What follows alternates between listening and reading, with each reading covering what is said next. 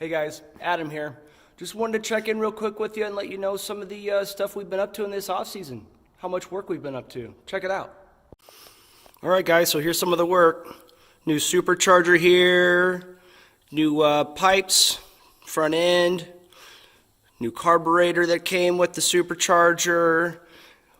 We got new valve covers on both sides. This one had to be worked on. Had to change some of that there. Let's go inside now and check out some of the wiring. Alright guys, here's some of the wiring. It's a new board we just built.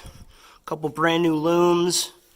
Still a couple things to do in here, button things up, secure all the wires in the loom to the body, make sure nothing's moving around freely.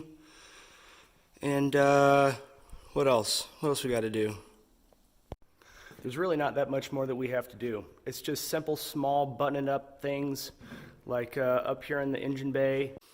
Got to finish wiring up the radiator fan there. Obviously got to get the radiator in.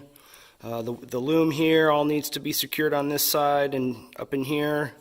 A couple more quarts of transmission fluid. That loom there coming through the firewall has got to be secured better. Can't forget to mention securing this new hood scoop onto the hood, because, well, with that new supercharger, we just didn't have enough room under there. So, a couple more inches of room, a couple more inches of height. I think we needed 4.5 inches. This one's almost 5. So, plenty of room under there. Get that secured with some rivets, get some paint on it, and we'll be good to go. So, like I said, just a few small little things that we've got to do to button up the car and get ready for the race season. We have about 3 more weeks left. No reason why we can't get this thing ready to go. Really excited for April 3rd there at Bremerton. Really looking forward to it.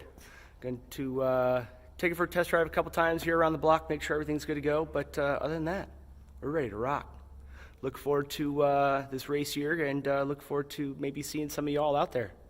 Have a good one. Drive fast.